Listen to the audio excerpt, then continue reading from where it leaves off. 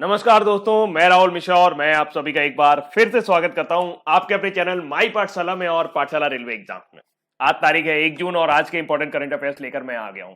जैसा कि मैंने आप सभी से प्रॉमिस किया था कि मैं आपको पूरे मई मंथ की कंपाइल्ड पीडीएफ जो देने वाला था वो मैं आज के वीडियो के डिस्क्रिप्शन लिंक में आपको दे रहा हूं और वहां पर जाकर आप पूरे मई मंथ की, अगर आपकी कोई भी पीडीएफ छूट गई है और आप उसे डाउनलोड नहीं कर पाए हैं तो वहां से वो पूरा कंपाइल्ड पीडीएफ आप डाउनलोड कर सकते हैं और अपने पास उसको रिवीजन के तौर पर रख सकते हैं। तो फिलहाल वर्ल्ड डाइजेस्टिव हेल्थ डे अभी हाल ही में सेलिब्रेट किया गया पूरे विश्व में। ये कब सेलिब्रेट किया जाता है इसके बारे में चर्चा करेंगे, लेकिन सबसे पहले चलते हैं एक इंपॉर्टेंट न्यूज की तरफ।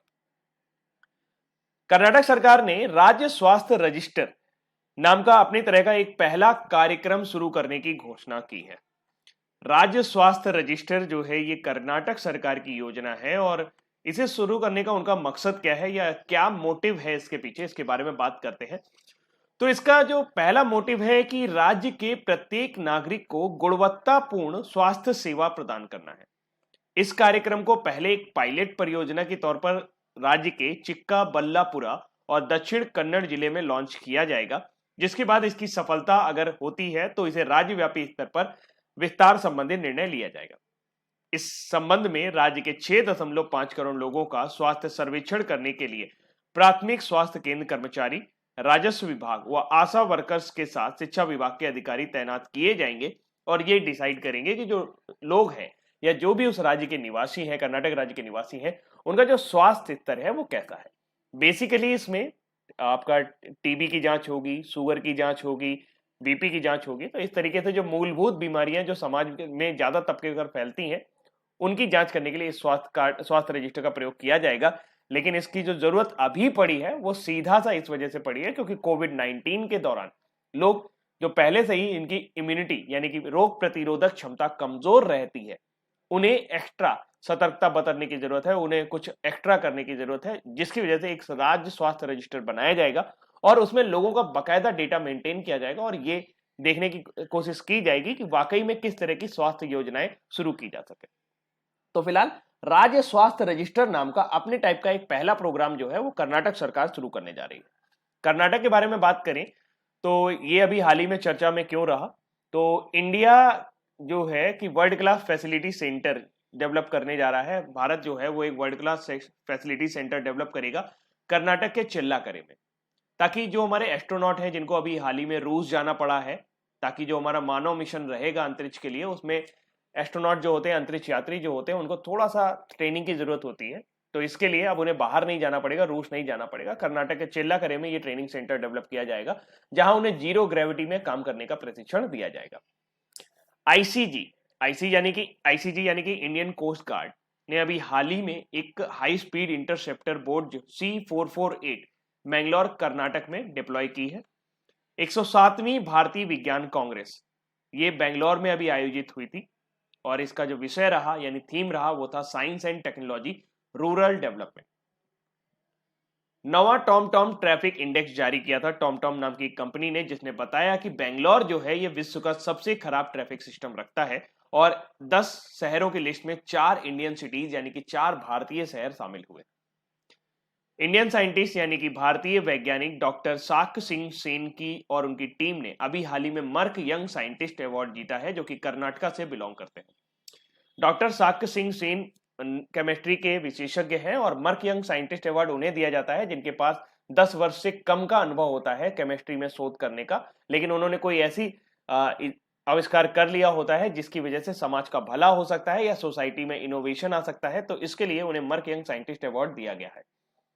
किरण मजूमदार शाह बायोकॉन की एमडी हैं और ये इन्हें अभी हाल ही में ऑस्ट्रेलिया का सबसे बड़ा सिविलियन नागरिक सम्मान दिया गया था। ये चौथी इंडियन है जिन्हें यह सम्मान दिया गया। इससे पहले सचिन तेंदुलकर को भी यह सम्मान प्राप्त हो चुका है।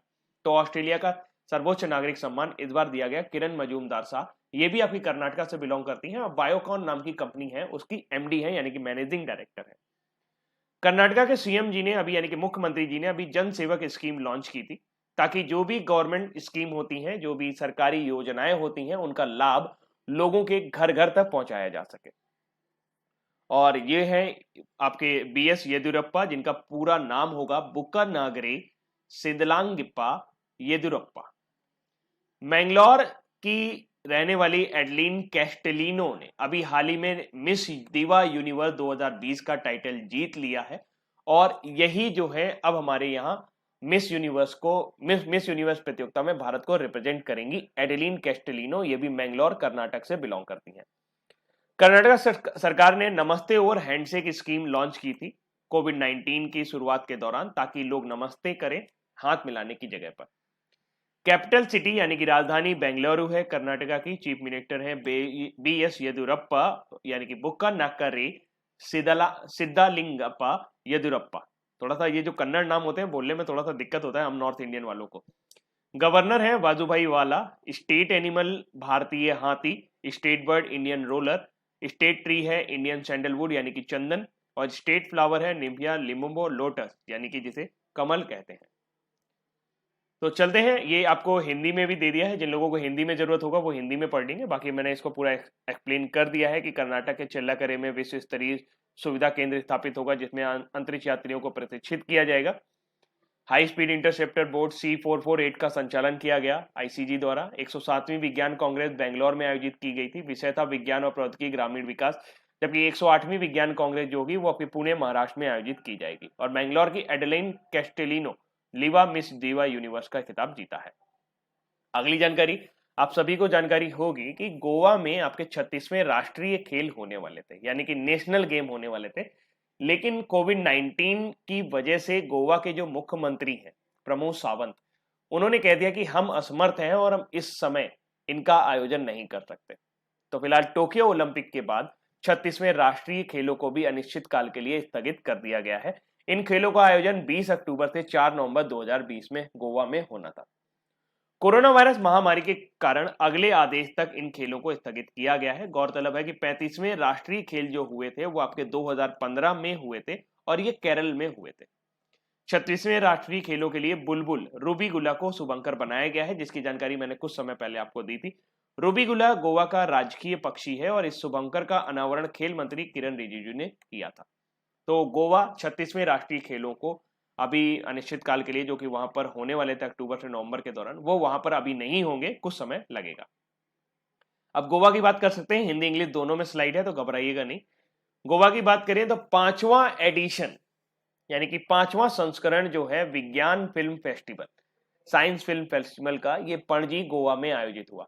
फिल्म फेस्टिवल आपके जितने भी होते हैं वो मोस्टली आपके गोवा में ही आयोजित होते हैं। यशस्विनी नाम की एक स्कीम लॉन्च की गई है जो भी सेल्फ हेल्पिंग ग्रुप है महिलाओं के सशक्तिकरण से संबंधित ये स्कीम है, जो कि आपकी गोवा से लॉन्च की गई है और इसको लॉन्च किया था आपकी केंद्रीय मंत्री स्मृति ईरानी जी ने। 12वां नौसेना अभ्यास नसीम अल बहर जो अभ्यास है ये आपका इंडिया और ओमान के बीच होता है। ओमान की राजधानी मस्कट है और ये आपको अभी गोवा में देखने को मिला था। रूबीगुला जो है, जो कि स्टेट बर्ड है गोवा का, यानी कि राजकीय पक्षी है गोवा का, उसे ऑफिशियल मस्कट डिक्लेयर किया गया था 36वें नेशनल गेम यानी कि राष्ट्रीय गेम के लिए, राष्ट्रीय खेलों के लिए। इंडियन कोस्ट गार्ड ने अभी हाल ही में 9वां संस्करण आयोजित किया था, एक एक्सरसाइज की थी सेरेक्स, ये भी आपकी गोवा में आयोजित की गई थी मारमागुआ तट पर। An extraordinary life, a biography of Manohar Parrikar ji आपके पूर्व मुख्यमंत्री रहे थे गोवा के, तो उनके ऊपर, उनकी लाइफ के ऊपर एक बायोग्राफी लिखी गई जिसका नाम है an extraordinary life and a biography of Manohar Parrikar. इसकी जो लेखन किया है, इसका जो लेखक है वो है सदगुरु पाटिल और माया भूषण नवगांकर। ये पुस्तक अभी लॉन्च की गई थी। आरबीआई ने गोवा के सबसे पुराने बैंक मफुसा अर्बन कोऑपरेटिव बैंक का अभी हाल ही में एनपीए होने की वजह से इनका लाइसेंस रद्द कर दिया। फॉर्मेशन गोवा 30 मई 1987 को, इसके बारे में भी हम लोग और चर्चा करेंगे, लेकिन आगे वाली स्लाइड में न्यूज फटाफट में थोड़ा सा चर्चा करेंगे कि गोवा कैसे अपना राज्य बना। तो 30 मई 1987 को गोवा को भारतीय राज्य में, मतलब इसको पूर्ण राज्य का दर्जा प्राप्त हुआ था। चीफ मिनिस्टर वर्तमान समय में प्रमोद सावंत जी हैं। कैपिटल पणजी है। गवर्नर है सत्यपाल मलिक। स्टेट एनिमल गौर है। गौर ये गौवंश प्रजाति का बड़ा लंबा चौड़ा सा जानवर होता है। और स्टेट बर्ड येलो थ्रोटेड बुलबुल यानी कि पीले गले वाली मैना। और स्टेट ट्री है ट्रेमिनिला इलेप्टिका। और जबकि स्टेट फ्लावर है जैस्मिन। जिसे आप चमेली भी कहते हैं। तो चलते हैं अगली जानकारी की तरफ। अगली जानकारी है 2019-20 के दौरान सिंगापुर में एफडीआई, सिंगापुर जो है वो भारत में एफडीआई का सबसे बड़ा स्रोत रहा था। यानी कि 2019-20 के दौरान सिंगापुर भारत में सबसे ज्यादा इन्वेस्टमेंट करने वाला देश रहा है। Department of promotion of industry and internal trade के हालिया आंकड़े के अनुसार 2019-20 के दौरान जो सबसे ज्यादा एफडीआई भारत ने प्राप्त की है वो सिंगापुर से प्राप्त की है और ये लगभग 14.67 बिलियन अमेरिकी डॉलर थी। इसके बाद मॉरिशस और नीदरलैंड का स्थान रहा है। आंकड़ों से यह भी पता चला कि 2019-20 में भारत की एफडीआई 13% से बढ़कर रिकॉर्ड उच्च स्तर 49.97 बिलियन डॉलर हो गया है, जो कि अच्छी बात है कि फॉरेन का जो पैसा है वो हमारे पास आ रहा है। जितना ज्यादा हमारे पास डॉलर आएगा उतनी ही वैश्विक अर्थव्यवस्था में भारत की स्थिति मजबूत होगी।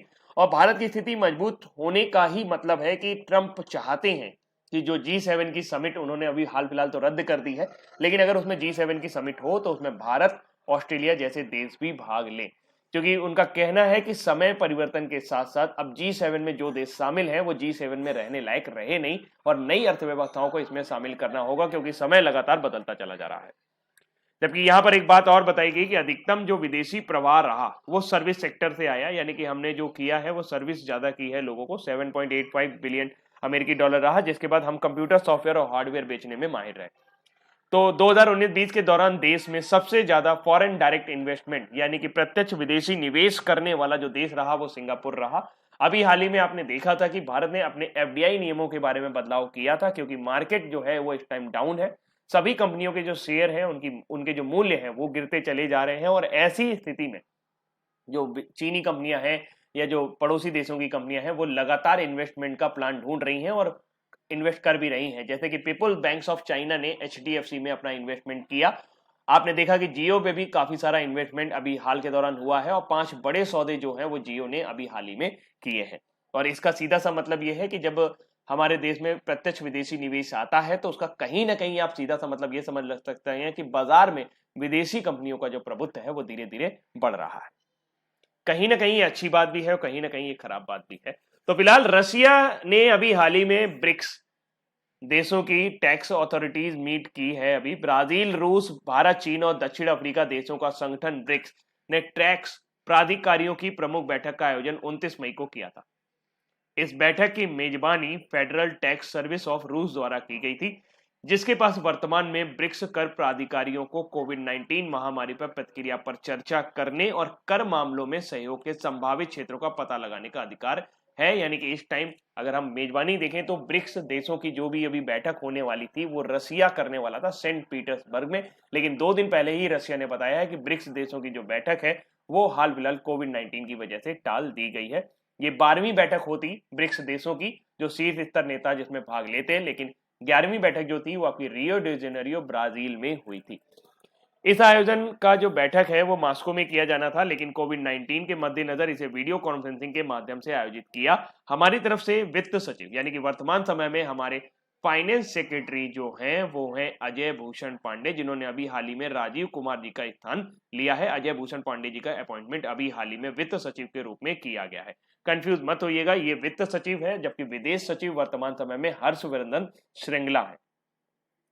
तो वित्त सचिव ने डिजिटलीकरण के कारण पैदा हुई कर चुनौतियों से निपटने के लिए G20 परियोजना पर कार्य चल रहे काम को भारत के समर्थन का आश्वासन देते हुए यह सुनिश्चित करने की आवश्यकता को रेखांकित किया कि जो नए कर नियम लगाए जाएं वो निष्पक्ष और सरल हो और जिसको आराम से लोग अप्लाई कर सकें।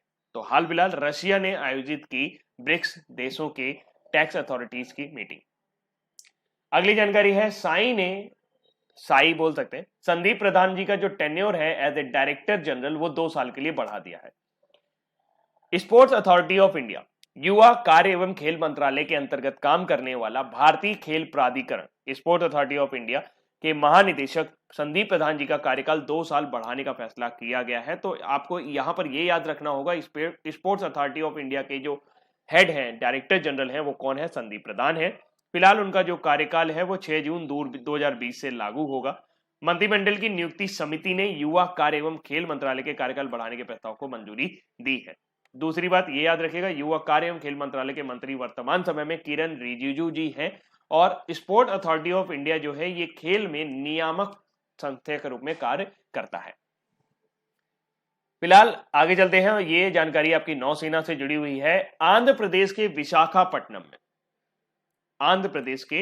विशाखापट्टनम में नेवल बेस आईएनएस कलिंग, यानी कि जो आपकी आईएनएस कलिंग है जो कि आंध्र प्रदेश विशाखापट्टनम में है, वहां एक मिसाइल पार्क बनाया गया है जिसका नाम रखा गया अग्निप्रस्थ। इस पार्क के जरिए जब से ये आईएनएस बनाई गई है, जब से ये कलिंग बनाया गया है, वर्ष 1981 में इसको बनाया गया था, उसके बाद से इसमें अब तक जो भी सेवाएं प्रदान की हैं, जो भी इसने उपलब्धियां हासिल की हैं, उन सभी के बारे में इस पार्क में दर्शन कराए जाएंगे। इस पार्क में जो भी होगा वो जानकारी दी जाएगी। इस पार्क को वर्ष 2018-19 के लिए आईएनएस कलिंग के प्रतिष्ठित यूनिट प्रशस्ति पत्र पुरस्कार से सम्मानित किया जा चुका है, जिसका उद्देश्य 1981 से लेकर आज तक कलिंग के मिसाइल इतिहास की झलक दिखाना है। इसके अलावा वाइस एडमिरल अतुल कुमार जैन द्वारा आईएनएस कलिंग में 2 मेगावाट का सौर फोटोवोल्टिक प्लांट भी स्थापित किया गया है। यह पूर्वी नौसेना का सबसे बड़ा संयंत्र है और इसकी अनुमानित आयु 25 साल है, यानी कि 25 साल तक लगातार काम करता रहेगा। तो एक मिसाइल पार्क जिसकी अभी हाल ही में स्थापना की गई है, आईएनएस कलिंग की जो भी मिसाइल से संबंधित गतिविधियां हैं और जो भी उसकी उपलब्धियां हैं उनको दर्शाने के लिए अग्निप्रस्थ की इसकी स्थापना कहां की गई है? आंध्र प्रदेश के विशाखापट्टनम में। आंध्र प्रदेश के मुख्यमंत्री कौन है? वाईएसआर जगन मोहन रेड्डी। राज्यपाल विश्वभूषण हरिश्चंद्रन। और 3 राजधानियां बनाना ही है उन्हें। अगली जानकारी है, वेंकटमणि सुमंत्रन को एयरलाइन कंपनी इंडिया का स्वतंत्र निदेशक नियुक्त किया गया है। वह वर्तमान में चेन्नई स्थित सेलेरिस टेक्नोलॉजी के अध्यक्ष और प्रबंध निदेशक के रूप में कार्य कर रहे हैं। उनकी नियुक्ति अगले 5 साल के लिए की गई है। किनकी? वेंकटरमणी सुमंत्रन की। कहां? इंडिगो में उनको डायरेक्टर जनरल बनाया गया है। इनको 35 साल से अधिक का अनुभव है और ये संयुक्त राज्य अमेरिका, यूरोप, एशिया में भी काम कर चुके हैं। साथ ही ये एक उद्योग नेता, टेक्नोक्रेट, एकेडमिक और लेखक भी रहे हैं। तो वेंकटरमणी सुमंत्रन इंडिगो के नए डायरेक्टर जनरल बने हैं। अब बात करते हैं कुछ मृत्यु समाचार की। मुस्तफा हुसैन बेहद अच्छे राइटर और मशहूर उर्दू लेखक व्यंगकार मुस्तफा हुसैन जी का भी हाल ही में 83 वर्ष की उम्र में निधन हो गया है। मुस्तफा हुसैन अपने व्यंग लेखन के लिए काफी जाने जाते थे और उर्दू अखबारों में लिखे गए उनके स्तंभ काफी चर्चित रहते थे। वर्ष 1986 में उर्दू अकादमी दिल्ली ने उन्हें उनके रचनात्मक साहित्य के लिए सर्वोच्च पुरस्कार से सम्मानित किया गया, जिसके बाद उन्हें गालिब अवार्ड से भी सम्मानित किया गया। हिंदी में उनकी 3 किताबें प्रकाशित हुई हैं। एक जापान चलो, किस्सा आराम कुर्सी का और स्विस बैंक में खाता हमारा। तो जापान चलो के लेखक, उनका नाम क्या है जिनका भी हाल ही में निधन हो गया? उनका नाम है मुस्तफा हुसैन। वैसे उर्दू साहित्य में मुस्तफा हुसैन के योगदान को देखते हुए उन्हें 2007 में पद्मश्री से भी सम्मानित किया गया था। वे उर्दू लेखन के पहले वंगकार थे जिन्हें पद्म सम्मान मिला था। तो मुस्तफा हुसैन जिनका अभी हाल ही में देहांत हो गया। इसके अलावा जो तस्वीर आप देख पा रहे हैं, मशहूर ज्योतिषाचार्य बेजान दारूवाला, इनका भी हाल ही में निधन हो गया। इन्होंने भविष्यवाणी की थी कि नरेंद्र मोदी जी जो हैं, जो वो 2014 और 2019 में मोदी जी जीतेंगे, तो ये भविष्यवाणी उनकी सही साबित हुई थी। और इसके अलावा कि संजय गांधी जी की दुर्घटना में मौत होगी, ये भी उन्होंने ही भविष्यवाणी की थी। संजय गांधी जो थे ये राजीव गांधी जी के भाई थे और इंदिरा गांधी जी के पुत्र थे। तो प्रसिद्ध ज्योतिषाचार्य बेजान दारूवाला का 29 मई 2020 को निधन हो गया। वे 89 वर्ष के थे और अब पूरी दुनिया में अपनी भविष्यवाणियों के लिए प्रसिद्ध थे। उन्हें कई राष्ट्रीय और अंतर्राष्ट्रीय पुरस्कार भी प्राप्त हुए थे। तो ऐसा क्वेश्चन बन सकता है कि बेजान दारूवाला जिनका भी हाल ही में निधन हो गया, वो पेशे से क्या थे? वो पेशे से एक ज्योतिषाचार्य थे। छत्तीसगढ़ के प्रथम मुख्यमंत्री अजीत जोगी जी का भी हाल ही में निधन हो गया। अजीत जोगी जी हैं, ये अपने जीवन काल में आईपीएस भी रहे, फिर उसके बाद एक बार इन्होंने सिविल सर्विस क्वालिफाई की तो आईपीएस बने, उसके बाद इन्होंने दोबारा सिविल सर्विस क्वालिफाई की और फिर ये आईएएस बने और छत्तीसगढ़ में कई जिलों में ये कलेक्टर भी रहे और फिर बाद में राजनीति में आ गए। तो छत्तीसगढ़ के प्रथम मुख्यमंत्री अजीत जोगी जी का 29 मई को निधन हो गया। क्वेश्चन बेहद इंपॉर्टेंट हो जाता है कि छत्तीसगढ़ के प्रथम मुख्यमंत्री कौन थे? तो प्रथम मुख्यमंत्री अजीत जोगी जी, 29 मई को इनका निधन हो गया। ये 74 वर्ष के थे और जोगी राज्य विधानसभा, लोकसभा, राज्यसभा और केंद्रीय कैबिनेट के सदस्य रहे। अजीत जोगी नवंबर 2000 से 2003 तक छत्तीसगढ़ के गठन के बाद राज्य के पहले मुख्यमंत्री रहे। 2000 में जब छत्तीसगढ़ राज्य बना था तो उस समय ये वहां के पहले मुख्यमंत्री बने थे। अपने अंतिम समय में वो जेसीसी पार्टी से जुड़े थे और उन्होंने खुद ही इस पार्टी का गठन किया था। वे वर्तमान में मरवाही विधानसभा सीट जो छत्तीसगढ़ में है वहां से विधायक थे। तो इनका अभी हाल ही में 74 वर्ष की उम्र में निधन हो गया। क्वेश्चन कई बन सकते हैं कि छत्तीसगढ़ के प्रथम मुख्यमंत्री कौन थे? अजीत जोगी जी। अब छत्तीसगढ़ से अजीत जोगी जी किस राज्य से बिलोंग करते थे? छत्तीसगढ़ से बिलोंग करते थे। तो ये सारे क्वेश्चन आपको थोड़ा सा ध्यान में रखना होगा। अगली जानकारी है, अब न्यूज फटाफट की ओर चलते हैं। अंतरराष्ट्रीय एवरेज दिवस। प्रत्येक वर्ष 29 मई को अंतरराष्ट्रीय एवरेज दिवस मनाया जाता है। न्यूजीलैंड के एडमंड हिलेरी और नेपाल के तेंजिंग नोर्गे शेरपा द्वारा माउंट एवरेस्ट की पहली चढ़ाई की याद में यह दिवस मनाया जाता है। इसी दिन यानी 29 मई 1953 में हिलेरी और नोर्गे ने एवरेस्ट पर सफलतापूर्वक चढ़ाई करने का कीर्तिमान स्थापित किया था। इस दिन नेपाल ने 2008 से अंतरराष्ट्रीय एवरेस्ट दिवस के रूप में मनाने का फैसला किया, जब महान पर्वतारोही हिलेरी का निधन हुआ था। वर्ल्ड डाइजेस्टिव हेल्थ डे 29 मई। हर साल 29 मई को विश्व स्तर पर विश्व पाचन स्वास्थ्य दिवस भी मनाया जाता है। इसे प्रत्येक वर्ष वर्ल्ड गैस्ट्रोएंट्रोलॉजी ऑर्गेनाइजेशन द्वारा के WGO फाउंडेशन WGOF द्वारा के सहयोग से मनाया जाता है। वर्ल्ड डाइजेस्टिव हेल्थ डे 2020 का जो थीम है वो है gut microbiome a global perspective. प्रत्येक वर्ष इस दिन को पाचन से संबंधित रोग या विकार की रोकथाम, व्यापकता, निदान, प्रबंधन और उपचार के बारे में लोगों को जागरूकता बढ़ाने के लिए एक विशेष विषय पर ध्यान केंद्रित किया जाता है। वर्ल्ड गैस्ट्रोएंट्रोलॉजी ऑर्गेनाइजेशन की स्थापना 45वीं वर्षगांठ को चिन्हित करने के लिए वर्ष साल 2004 में पहली बार वर्ल्ड डाइजेस्टिव हेल्थ डे मनाया गया था। बहुत ज्यादा इंपॉर्टेंट नहीं है, लेकिन आपको पता होना चाहिए। अगली जानकारी है, बीसीसीआई ने रोहित शर्मा को राजीव गांधी खेल रत्न पुरस्कार के लिए नामांकित किया है।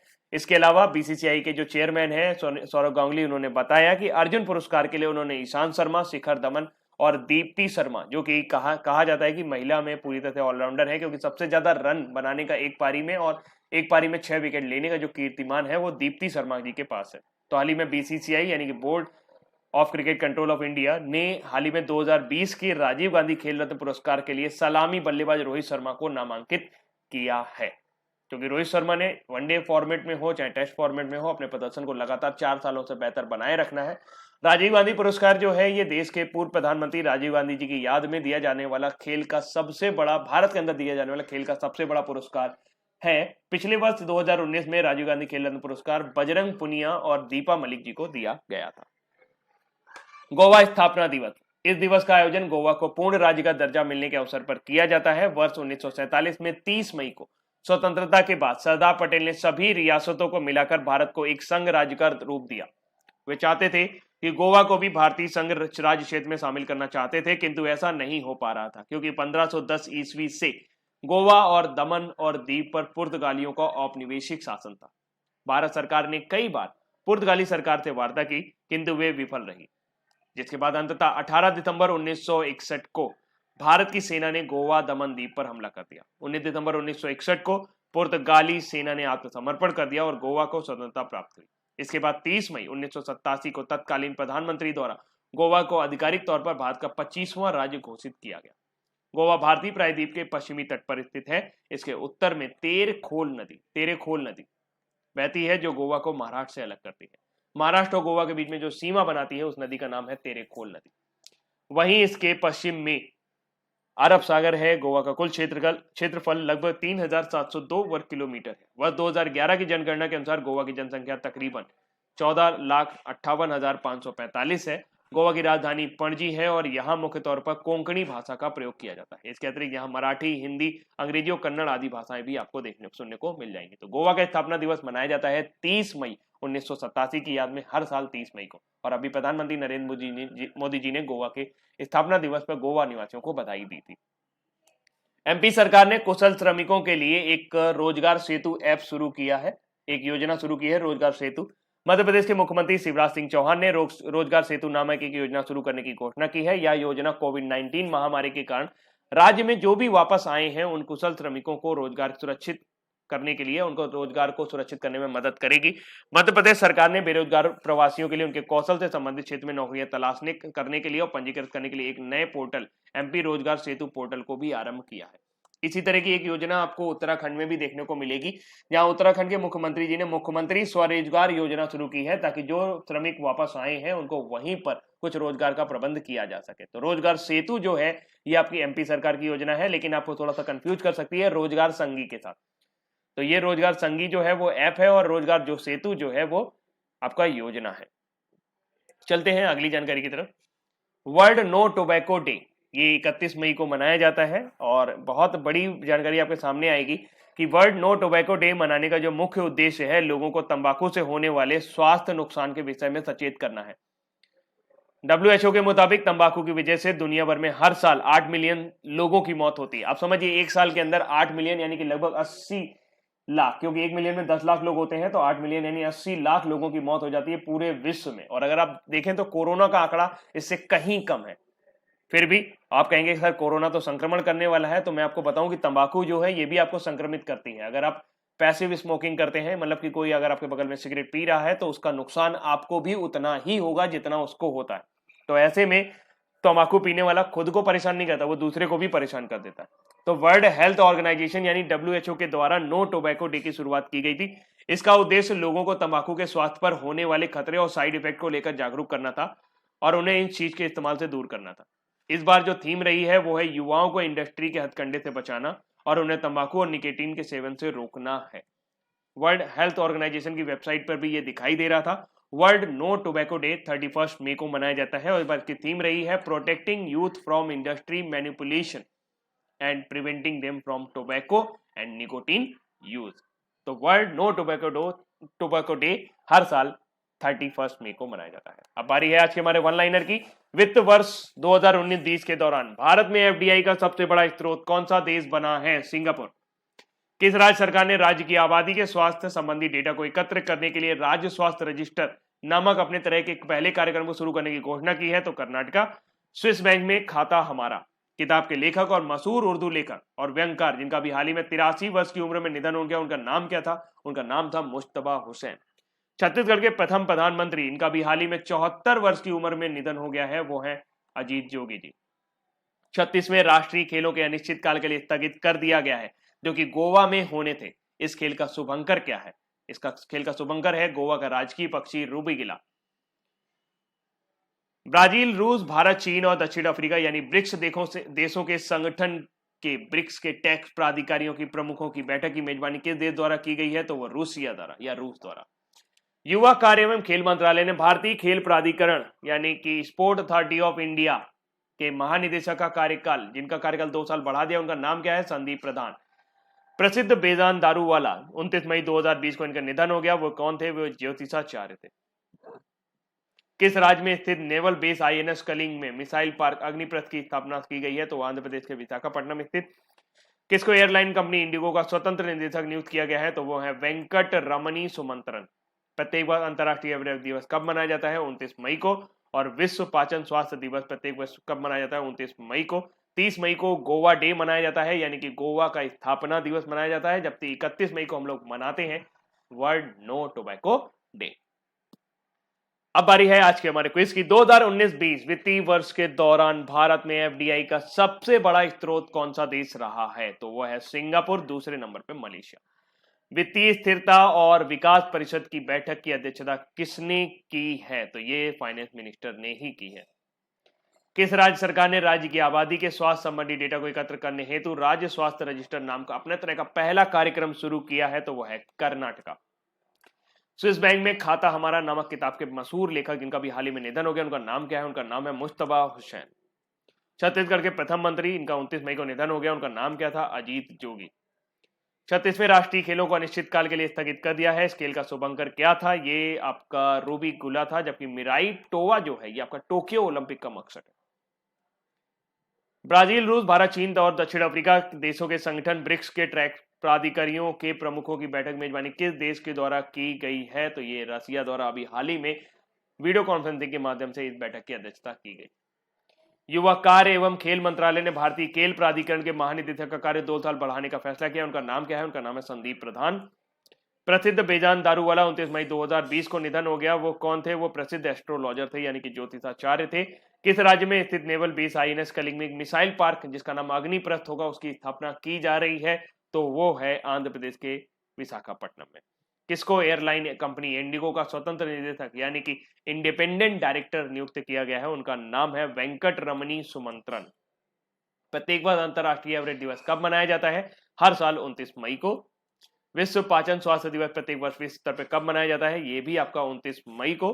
और इसके अलावा गोवा डे जो है वो 30 मई को मनाया जाता है, जबकि 31 मई को हम मनाते हैं वर्ल्ड नो टोबैको डे। तो दोस्तों ये थे आज के हमारे इंपॉर्टेंट करंट अफेयर्स, और उम्मीद करते हैं कि करंट अफेयर्स आपको पसंद आए होंगे। आप जरूर सोच रहे होंगे कि आज सर सामने नहीं आए हैं, तो कुछ ही कारणोंवश मैं सैटरडे को हॉलीडे पे था, यानी कि छुट्टी पर था, और फिर संडे को मुझे आपका ये करंट अफेयर्स घर से रिकॉर्ड करके देना पड़ रहा है, और इसी वजह से ये करंट अफेयर्स इस तरीके से है।